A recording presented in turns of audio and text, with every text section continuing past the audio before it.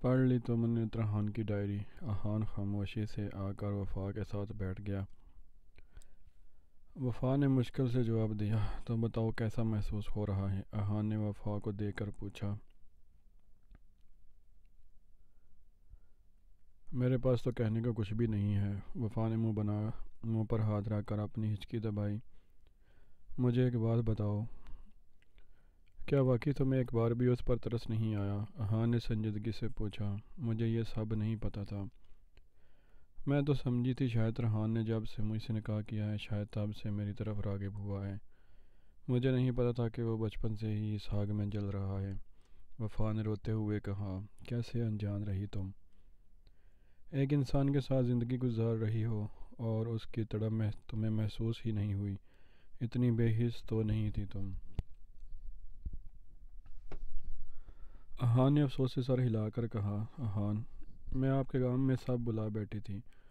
مجھے بس آپ یاد آتے تھے۔ میرے آس پاس کون کیا محسوس کر رہا ہے مجھے اس بات کا ہوش ہی نہیں تھا۔ وفا نے شکوہ کیا، میری یاد مان لیا، مگر کیا تم نہیں جانتی میں ترحان سے کتنی محبت کرتا ہوں؟ بالکل بچوں کی طرح پالا ہے میں نے اسے۔ میرا بھائی اتنی اذیت میں رہا تمہاری وجہ سے، کیا تم نے سوچا نہیں کہ اس سے مجھے بھی تکلیف ہوگی؟ احان نے اپنی پیشانی دباتے ہوئے کہا، میں نے بھی تم سے محبت کی ہے وفا، بہت محبت کی ہے، مگر جتنی شدت سے ترحان تمہیں چاہتا ہے سچ کہوں تو میں نے اتنی محبت تم سے کبھی نہیں کی۔ اس کی محبت تو عشق ہے، بے غرض عشق۔ سنا تھا کہ کچے ذہنوں کی محبتیں بھی وقت کے ساتھ ختم ہو جاتی ہیں، مگر ترحان تو بہت خاموشی سے تم سے محبت کرتا رہا۔ وفا، اس نے یہ محبت کی نہیں ہے بلکہ اس پر نازل ہوئی ہے، ورنہ اتنی سی عمر کون یہ سب سوچ سکتا ہے؟ اور جو چیز نازل ہوتی ہے نا وفا، اس کا احترام تو کرنا ہوتا ہے، مگر تم اس کے جذبوں کی انسلٹ کرتی رہی، روکتی رہی اسے۔ وہ تو بے بس تھا یار، اس کے بس میں کچھ تھا ہی نہیں۔ آج افسوس ہو رہا ہے مجھے خود پر کہ میں اپنے بھائی کو سمجھ ہی نہ سکا۔ وہ میری شادی پر اتنا اداس تھا، بیمار ہو گیا تھا، اس کے بعد تو اس نے ہمارے ساتھ کھانا تک چھوڑ دیا تھا۔ ہم نے محسوس ہی نہیں کیا کہ یہ سب کیوں ہے۔ احان نے اپنا سر تھام کر کہا، احان، میں مانتی ہوں مجھ سے زیادتی ہوئی ہے، مگر یہ سب میں نے آپ کی محبت میں کیا ہے۔ وفا نے آنسو صاف کرتے ہوئے صفائی پیش کرنا چاہی، محبت نہیں وفا، محبت میں تو انسان محبتوں کی قدر کرتا ہے۔ ایک چاہنے والا دوسرے چاہنے والے کی عزت کرتا ہے۔ کوئی محبت کرنے والا محبت کی انسلٹ کیسے کر سکتا ہے؟ کیسے اس محبت سے منہ موڑ سکتا ہے؟ محبت خود غرض نہیں ہوتی۔ احان نے وفا کو دیکھ کر کہا، احان، آپ کو مجھ پر یقین نہیں، میں بھی تو بے بس تھی آپ کی محبت میں۔ وفا نے درد بھرے لہجے میں کہا،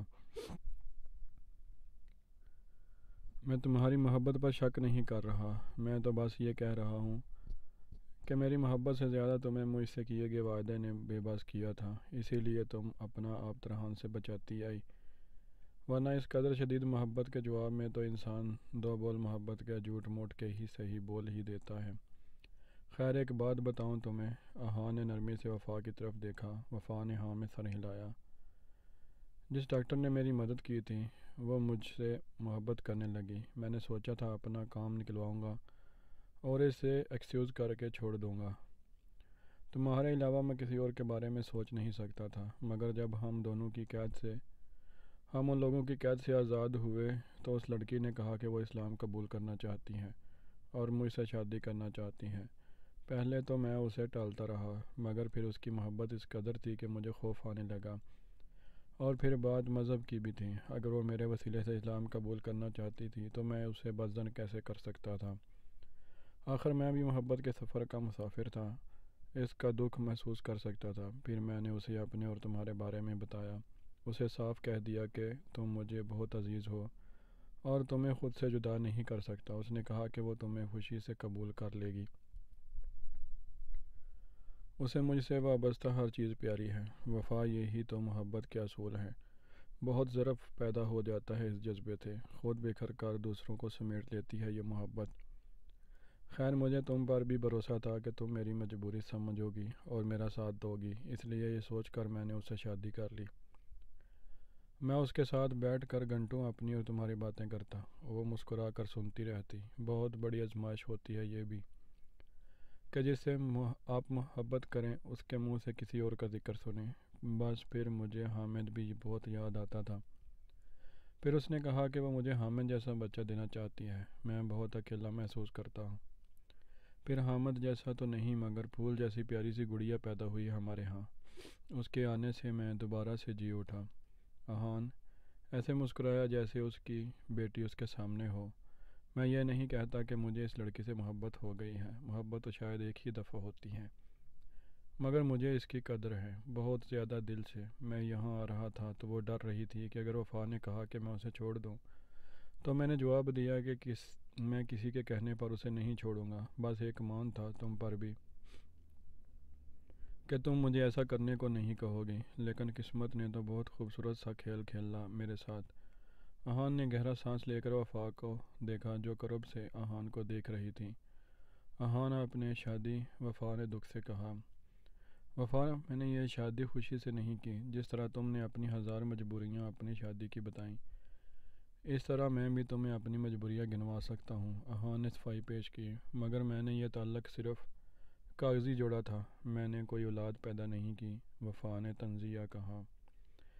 یہی تو غلط کیا تم نے۔ جب ہم نکاح جیسے بندھن میں جاتے ہیں تو اللہ کی طرف سے ہم پر کچھ حقوق نافذ ہو جاتے ہیں۔ اب تمہیں اپنی محبت زیادہ عزیز تھی یا اللہ کا فرمان؟ میں کوئی اتنا نیک مسلمان نہیں ہوں۔ جب تک میں نے ترحان کی ڈائری نہیں پڑھی تھی تو یقین کرو میرا اس طرف دھیان بھی نہیں گیا تھا، مگر جب ڈائری پڑھی تو احساس ہوا کہ اللہ نے یہ سب باتیں ہم پر لازم کیوں کی ہیں۔ اس کے اصول اتنے خوبصورت ہیں کہ اگر ہم انہیں مانے تو ہر انسان خوش رہے۔ وفا پہلے بھی اس سے بھاگتا تھا۔ میں شادی کے 6 مہینے تک اسے چھوا بھی نہیں، مگر پھر مجھے خیال آیا کہ مجھ سے اس بات کا سوال ہوگا، اگر شادی کر لی ہے تو حقوق تو ادا کرنے ہیں۔ میں تمہیں غلط نہیں کہہ رہا، تم میری محبت اور وعدے کے آگے مجبور تھی، مگر اب سچ کہوں تو جتنی ترحان تم سے محبت کرتا ہے شاید ہی کوئی کسی سے کرتا ہو۔ ایک کام کرتے ہیں وفا۔ احان نے پوری توجہ سے وفا کو دیکھا اور اپنی بھیگی آنکھیں صاف کرتے ہوئے کہنے لگا،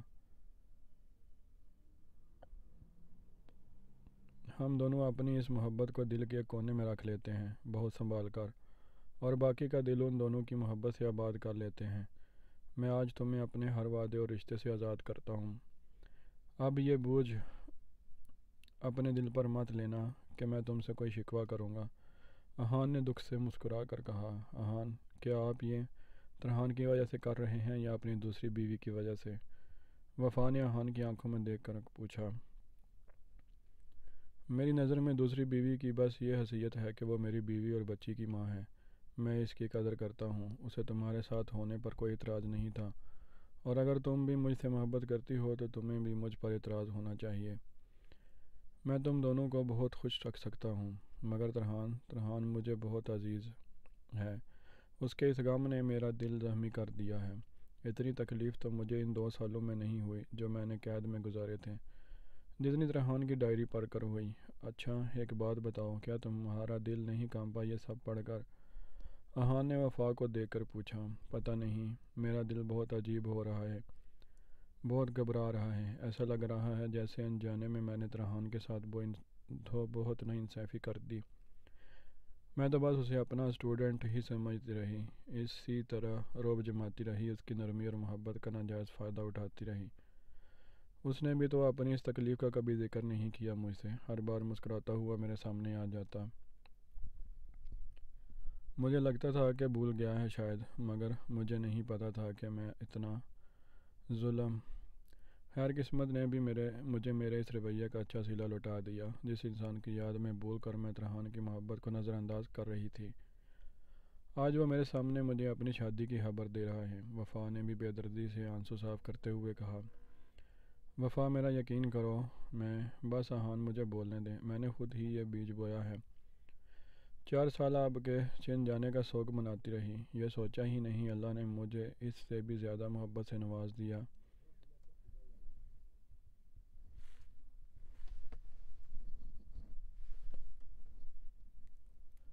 کتنی ناشکری کی ہے میں نے اللہ کی اور ترحان کی، اور اللہ نے مجھے سمجھا دیا کہ ہماری سمجھ بہت چھوٹی ہوتی ہے۔ ہم سے ایک چیز چھنتی ہے تو اس کے نم و بدل میں اس سے بہتر چیز مل جاتی ہے، مگر نادان ہیں نا ہم سب، چھیننے کے غم سے مل جانے والی چیز کی خوشی نہیں مناتے۔ خیر، آپ سے کوئی گلہ نہیں ہے۔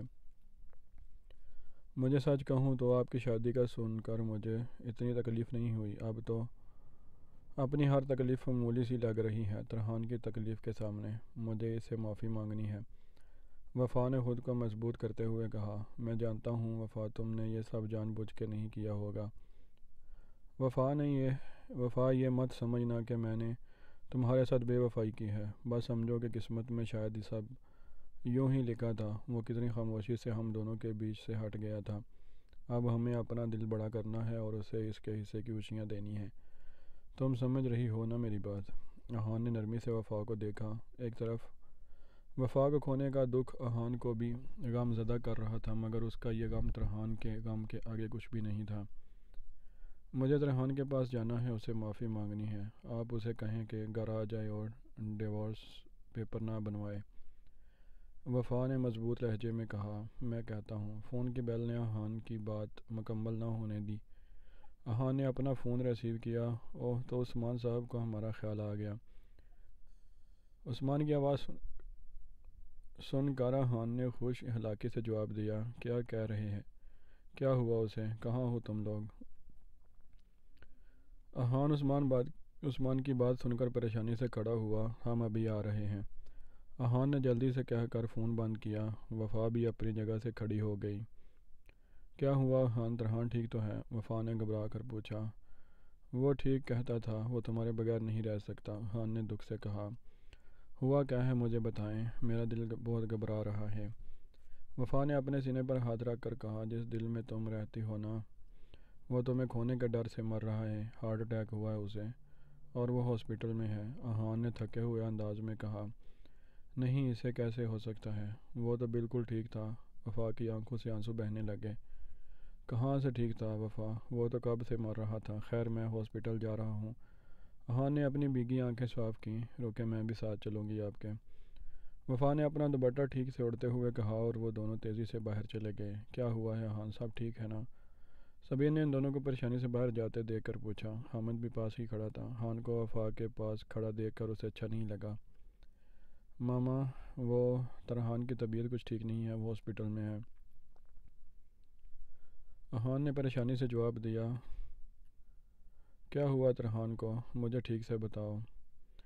سبین کے ہاتھ پاؤں پھول گئے۔ حامد بھاگ کر وفا کے پاس آیا۔ ماما، چاچو کہاں ہیں؟ مجھے ان سے ملنا ہے۔ حامد نے وفا کا ہاتھ پکڑ کر کہا، بیٹا، آپ کے چاچو ہاسپٹل میں ہیں، آپ ان کے لیے دعا کرو، اللہ تعالیٰ بچوں کی دعا فوراً قبول کرتے ہیں۔ وفا کے بجائے احان نے حامد کو نرمی سے سمجھایا، آپ کی وجہ میرے چاچو بیمار ہوئے ہیں، آپ جب سے آئے ہیں وہ اس وقت سے سیڈ ہیں۔ حامد نے بدتمیزی سے جواب دیا، میں تو خود اس سے بہت پیار کرتا ہوں، ایسا مت کہو حامد۔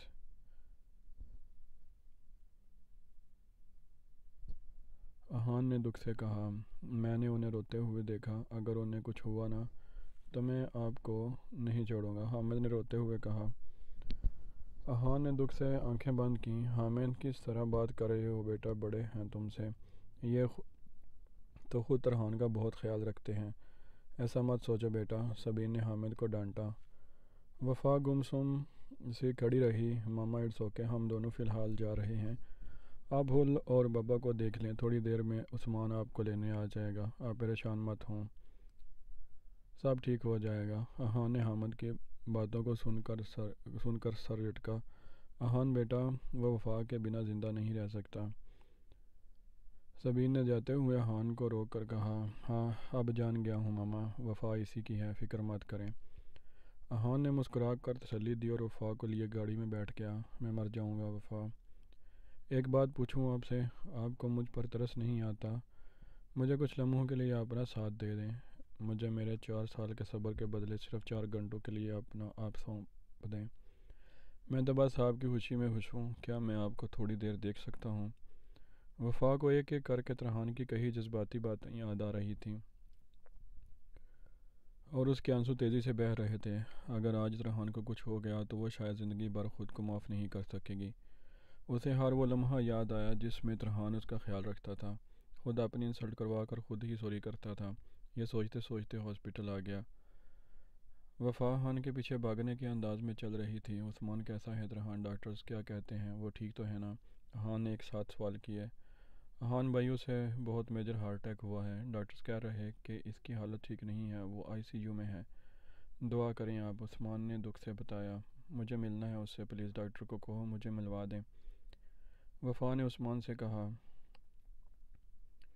آپ اب کیوں ملنا چاہتی ہیں اسے؟ یہی تو چاہتی تھی کہ آپ کے راستے سے ہٹ جائے، اب چاہے طلاق دے کر ہٹے یا مر کر۔ عثمان کو وفا پر غصہ آنے لگا۔ عثمان مت کرو ایسی باتیں، پہلے ہی میرا دل بند ہو رہا ہے۔ میں جانتی ہوں میں بہت بری ہوں، مگر پلیز مجھے ترحان سے ملوا دو ایک بار۔ وفا نے عثمان کی بات کاٹتے ہوئے کہا، آپ سے مجھے یہ امید نہیں تھی مس، آپ تو ہمیں دوسروں کی خوشی کی خاطر اپنا آپ مٹانے کا کہتی تھیں اور خود ہی۔ عثمان نے افسوس سے دائیں بائیں سر ہلا کر کہا، عثمانی یہ وقت یہ سب باتیں کرنے کا نہیں ہے، وہ پہلے ہی بہت پریشان ہے، تم ڈاکٹر سے بات کروا دو میری۔ آہان نے عثمان کو ٹوکتے ہوئے کہا، خیر آئیے میں ڈاکٹر سے بات کروا دیتا ہوں آپ کی۔ عثمان ان دونوں کو لے کر ایمرجنسی روم کی طرف چلا گیا۔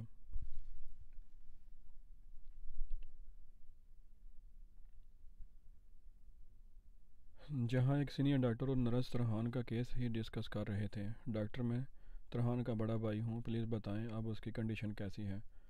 آہان نے پریشانی سے پوچھا۔ اچھا آپ ان کے بھائی ہیں، ایکچولی ان کا ہارٹ ریٹ نارمل نہیں ہو رہا، but we are trying our best. اگر ہم زیادہ ہوپ فل نہیں ہیں،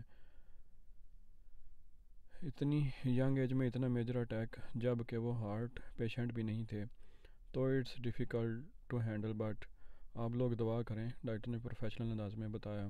مجھے اس کے پاس لے جائیں ڈاکٹر ایک بار پلیز، وفا نے ڈرتے ہوئے پوچھا۔ آئی ایم سوری، اس وقت پیشنٹ کے پاس کوئی نہیں جا سکتا، وہ اسٹرکٹ مانیٹرنگ میں ہے، آپ دعا کریں بس، ڈاکٹر نے اپنے سر پر لگا چشمہ آنکھوں پر لگا کر کہا۔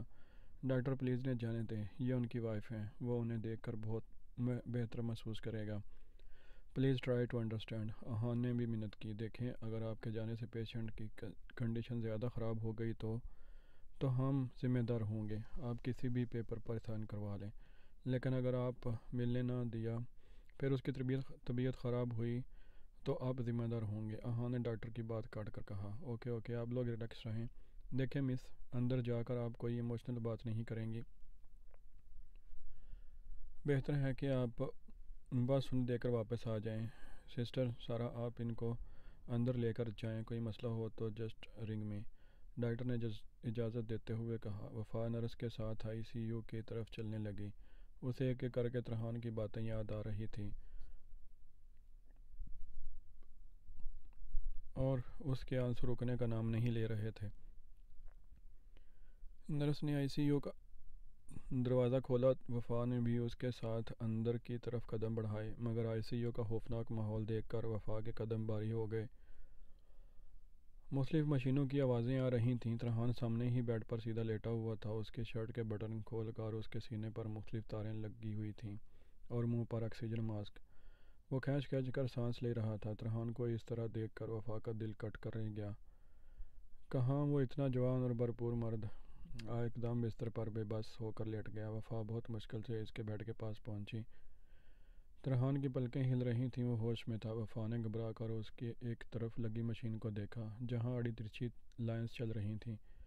وفا کے علاوہ دو نرسز وہاں موجود تھیں۔ وفا نے بے اختیار ہو کر ترحان کا ہاتھ تھاما۔ ترحان اپنی آنکھیں کھولنے کی کوشش کرنے لگا، ترحان کو دھندلا سا وفا کا وجود نظر آیا تو اس نے کھینچ کر سانس لیا، جیسے اسے تھوڑا سکون سا ملا ہو۔ وفا سے تو کچھ بولا ہی نہیں جا رہا تھا، بہت مشکل سے اس نے اپنے آنسو صاف کر کے خود کو بولنے کے قابل بنایا۔ ترحان تم ٹھیک ہو نا؟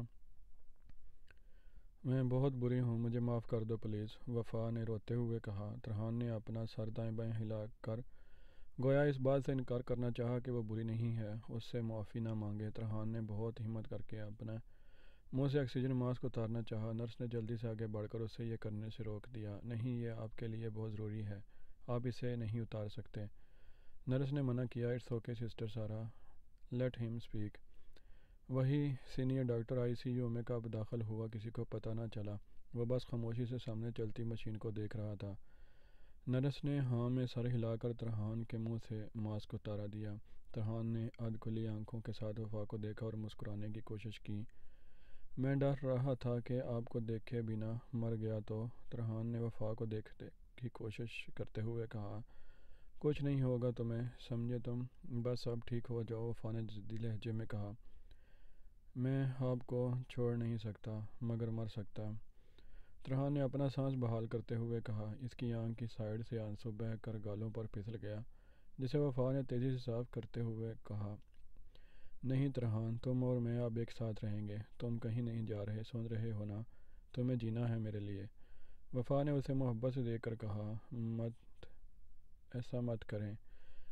جب زندہ تھا تو موت کی سائتی سے گزارتی تھی، اب مر رہا ہوں تو زندگی کی طرف بلا رہی ہے۔ اتنا ظلم مت کریں۔ ترحان نے وفا کے چہرے سے نظریں ہٹا کر سیدھا چھت کو دیکھتے ہوئے کہا۔ وفا نے تڑپ کر اسے دیکھا۔ ترحان، تمہیں جینا ہے، سمجھے، تم مجھے چھوڑ کر نہیں جاؤ گے۔ وفا نے اس کا ہاتھ مضبوطی سے پکڑ کر چوما۔ وفا کے ہونٹوں کا لمس محسوس کرتے ہی ترحان کی دھڑکنیں اور تیز ہو گئیں اور وہ کھینچ کھینچ کر سانس لینے لگا جیسے واقعی وہ اب جینا چاہتا ہو۔ آپ پلیز باہر جائیں۔ سسٹر، پیشنٹ کو ماسک پہنائیں، فاسٹ۔ جو ڈاکٹر بہت خاموشی ترحان کو دیکھ رہا تھا، اس کی اکھڑتی سانسوں کو دیکھ کر وہ تیزی سے اس کے پاس آیا۔ ایک سسٹر نے ترحان کو ماسک پہنایا جبکہ دوسری نے روتی ہوئی وفا کو اٹھایا۔ میم پلیز آپ کو یہاں سے جانا ہوگا، پیشنٹ کی حالت ٹھیک نہیں۔ نرس نے وفا کو زبردستی اٹھایا۔ نہیں ترحان، تمہیں میری قسم، تم مجھے چھوڑ کر مت جانا۔ میں وعدہ کرتی ہوں میں تمہارے ساتھ رہوں گی ترحان، وفا نے چیختے ہوئے کہا۔ ترحان نے ایک بار آنکھیں کھول کر وفا کو دیکھا جو اس کو پکار رہی تھی۔ وفا کا ہاتھ ترحان کے ہاتھ میں سے چھوٹ گیا اور نرس اسے زبردستی باہر لے کر جا رہی تھی۔ ترحان نے ایک گہرا سانس لیا اور اپنی آنکھیں موند لیں۔ وفا جائے نماز بچھائے ترحان کے لیے دعا کرنے لگی۔ سبین بھی ہاسپٹل پہنچ گئی تھی۔ صدیقی صاحب بچوں کے پاس تھے۔ احان بے چینی سے ہاسپٹل کے چکر کاٹ رہا تھا۔ وفا کے جانے کے بعد ترحان کی حالت بہت بگڑ گئی تھی۔ اگلے 8 گھنٹے بہت اہم تھے۔ ترحان کا بلڈ پریشر اپنی جگہ پر نہیں آ رہا تھا۔ وفا کو شدت سے ترحان کے ساتھ کی گئی ہر زیادتی کا احساس ہو رہا تھا۔ کیا تھا وہ بھی اگر اپنی قسمت کا لکھا سمجھ کر ترحان کا ہاتھ تھام لیتی تو آج یہ مشکل دن دیکھنا نہ پڑتا۔ سب ہی ترحان کے لیے مسلسل دعا کر رہے تھے۔ ڈاکٹرز کی ٹیم بھی خصوصی طور پر ترحان کا مکمل علاج کر رہی تھی۔ ڈاکٹرز، از ہی فائن ناؤ؟ احان تیزی سے ڈاکٹر کے پاس آیا۔ یس الحمدللہ، ہی از سیف ناؤ، اب وہ اسٹیبل ہیں، آپ سب کی دعا نے انہیں بچا لیا۔ ڈاکٹر نے احان کے کندھے پر ہاتھ رکھ کر کہا، او تھینک یو سو مچ، یا اللہ تیرا شکر ہے۔ احان نے سکون کا ایک سانس ہوا کے سپرد کیا۔ بہت حالت خراب ہو گئی تھی ینگ مین کی، مگر پھر ایسا لگا اب وہ خود جینا چاہتا ہے۔ جب تک انسان خود جینا نہ چاہے اسے کوئی ڈاکٹر نہیں بچا سکتا۔ اسی لیے شاید اب وہ ٹھیک ہیں۔ خیر، تھوڑی دیر میں آپ 1 بائی 1 جا کر ان سے مل سکتے ہیں، ڈاکٹر نے تفصیل بتائی۔ احان نے ہاتھ ملا کر ڈاکٹر کا شکریہ ادا کیا اور یہ خوشخبری وفا کو بتانے لگ دیا۔ سب سے پہلے وفا اس کے پاس روم میں ملنے گئی۔ ترحان اب کافی بہتر تھا۔ اب اس کے سینے پر لگی ہوئی تاریں بھی ہٹا دی گئی تھیں۔ وہ آنکھیں بند کیے لیٹا تھا۔ وفا نے نرمی سے اس کا ہاتھ تھاما۔ ترحان نے آہستہ سے اپنی آنکھیں کھول کر وفا کو دیکھا۔ ترحان، تھینک یو، وفا نے بھیگی آنکھوں سے مسکرا کر کہا۔ آپ نے یہ سب کیوں کیا؟ کیوں مجھے اپنی قسم دی؟ ترحان نے وفا کی آنکھوں میں دیکھ کر پوچھا، جیسے اسے یہ بات پریشان کر رہی ہو۔ مجھے احساس ہو گیا ہے تمہاری محبت کا ترحان، بھول جاؤ سب۔ وفا نے ترحان کو محبت سے دیکھ کر کہا، کیا آپ مجھ پر ترس کھا رہی ہیں؟ آپ کو لگتا ہے میں مر جاتا تو آپ پر الزام آتا؟ ترحان نے وفا کو دیکھ کر پوچھا۔ نہیں، بالکل ترس نہیں آ رہا مجھے تم پر۔ ترس آنا ہوتا تو اس وقت آ جاتا جب تم نے مجھ سے روتے ہوئے میری محبت کی بھیک مانگی تھی، وفا نے اپنے آنسو صاف کرتے ہوئے کہنے لگی۔ سچ کہوں تو میں نہیں جانتی کہ مجھے تم سے محبت ہے یا نہیں، مگر مجھے تمہاری بہت بری عادت ہو گئی ہے اور ایسا لگ رہا ہے عادت زیادہ خطرناک ہے محبت سے۔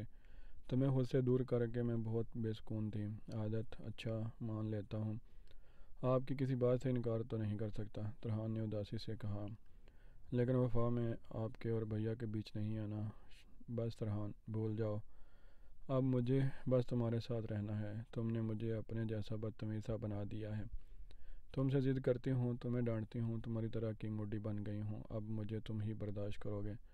وفا نے ترہان کے ہونٹوں پر ہاتھ رکھ کر مسکراتے ہوئے کہا۔ ترہان نے اس کی انگلیوں کا بوسہ لیا۔ وفا نے شرما کر اپنا ہاتھ اس کے ہونٹوں سے ہٹا لیا۔ ترہان وفا کی جھکی آنکھوں کو دیکھنے لگا۔ یہ سب تبدیلی کیسے آئی؟ بس کبھی کبھی کسی بات کا احساس اس کے جانے کے بعد ہوتا ہے۔ شکر مجھے وقت پر ہو گیا۔ میں تم سے کہتی تھی نا کہ کوئی کسی کے بنا نہیں مرتا، انسان جی ہی لیتا ہے، مگر تم تو موت کے بستر پر لیٹ گئے، اور یقین کرو تمہیں اس طرح دیکھ کر مجھے لگا اب میں واقعی مر جاؤں گی۔ وفا نے ترہان کو بھیگی آنکھوں سے دیکھا۔ ترہان بہت خاموشی سے وفا کو دیکھنے لگا۔ وفا کی آنکھیں اس کے الفاظوں کی سچائی کی گواہی دے رہی تھیں۔ وفا نے اٹھ کر ترہان کے پیشانی پر بوسہ دیا۔ ترہان کو راحت سی محسوس ہوئی۔ وفا نے محبت سے ترہان کو دیکھا اور اس کے بیڈ پر بالکل اس کے پاس بیٹھ گئی۔ ترہان تھوڑا اٹھ کر بیٹھنے کی کوشش کرنے لگا۔ لیٹے رہو ترہان۔ وفا نے اس پر جھک کر کندھے پر ہاتھ رکھا۔ وفا کے بال اس کے چہرے پر آ گئے جسے ترہان نے اپنے ہاتھوں سے سمیٹا۔ اس نے وفا کو تھام کر شدت سے اپنے سینے سے لگا لیا۔ آج ترہان کو لگا وہ مکمل ہو گیا ہے۔ اب وہ کسی کے بارے میں نہیں سوچنا چاہتا تھا، وہ بس وفا کو محسوس کرنا چاہتا تھا۔ وفا نے بھی سچے دل سے اپنا آپ ترہان کے نام لکھ دیا۔ چند دن بعد وفا نے اسی 5 اسٹار ہوٹل میں قدم رکھے۔ پورے راستے ریڈ کارپٹ بچھا ہوا تھا۔ آس پاس مختلف رنگ کے پھول لگے تھے۔ وفا نے ان پھولوں کی خوشبو کو اپنے اندر اتارا۔ آج سے ٹھیک 1 سال پہلے یہ سب اسے زہر لگ رہا تھا اور آج اس کا دل ہی بدل گیا تھا۔ وفا نے اپنے ساتھ چلتے ترہان کا ہاتھ تھاما۔ ترہان نے مسکرا کر اسے دیکھا اور اپنے ہاتھ کی گرفت مضبوط کر لی۔ ریسٹورنٹ میں داخل ہوتے ہی ایک ویٹر نے وفا کو بکٹ دیا اور سائڈ پر کھڑے 2 ویٹر گٹار پکڑے ہیپی برتھ ڈے کا سانگ گانے لگے۔ وفا نے ان سب کو دیکھ کر تھینکس کیا اور ایک شان سے چلتی ہوئی سجے ہوئے ٹیبل پر آ گئی۔ ہر طرف کینڈل جل رہی تھیں۔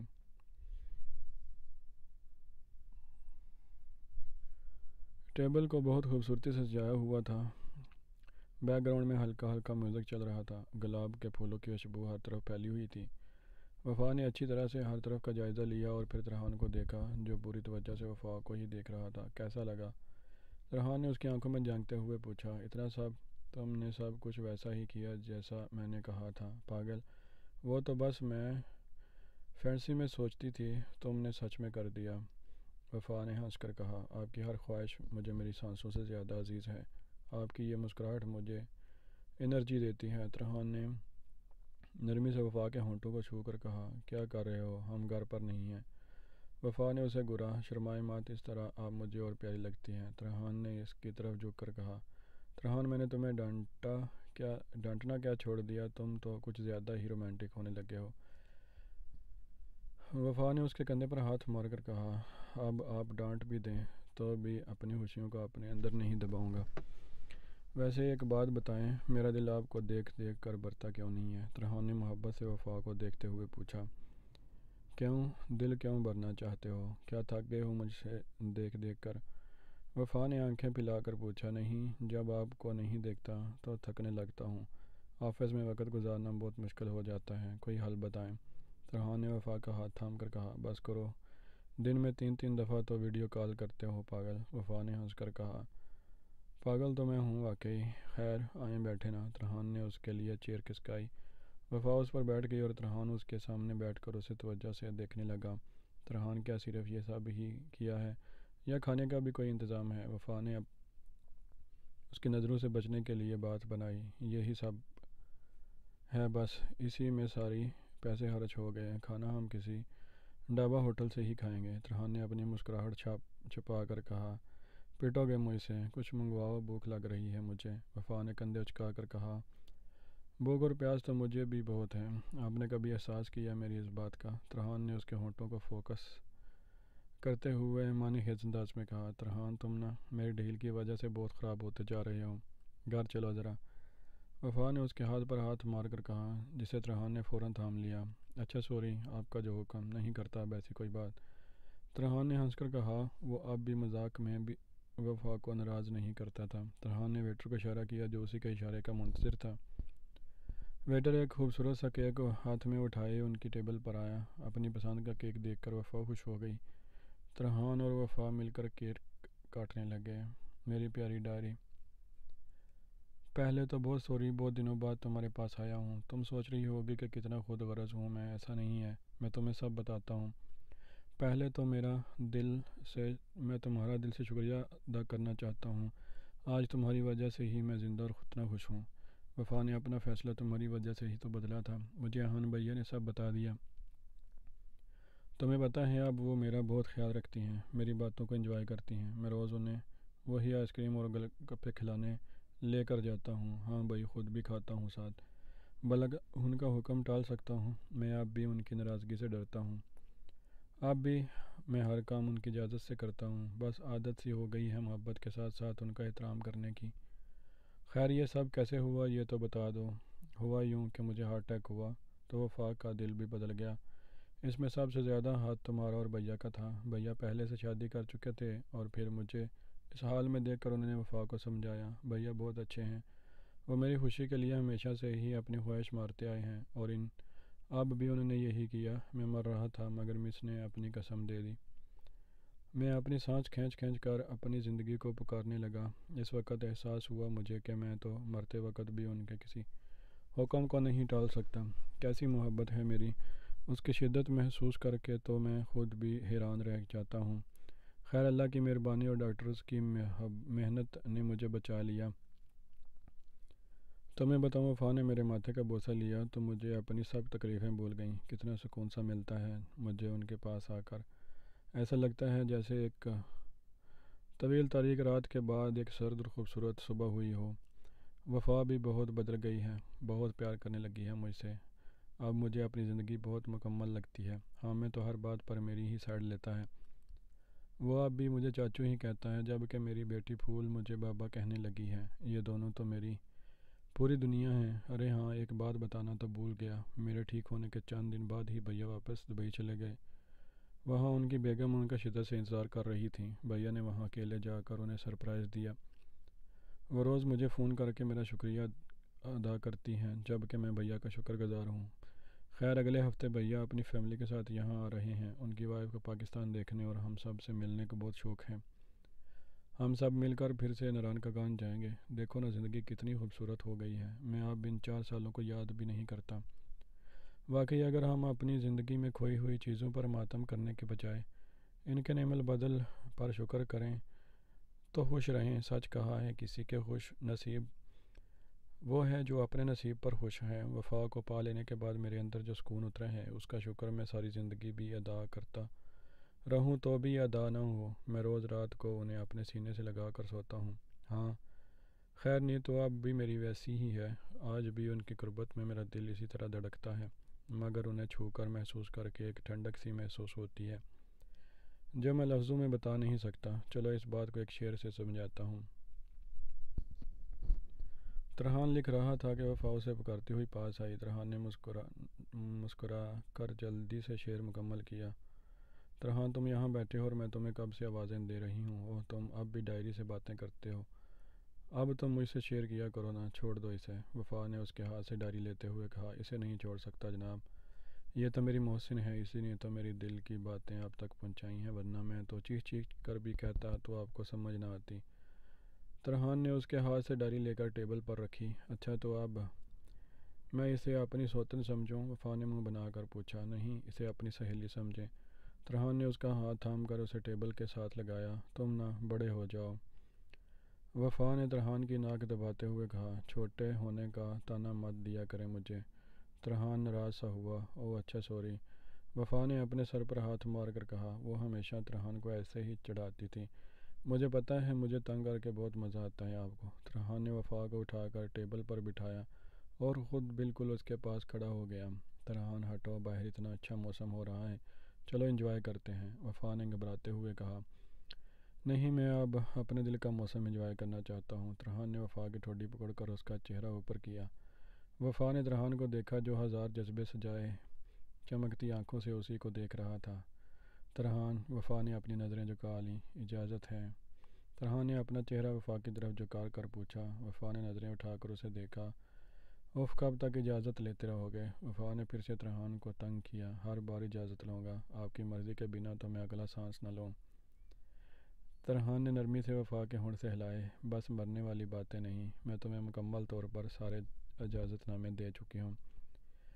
وفا نے ترہان کو گور کر کہا۔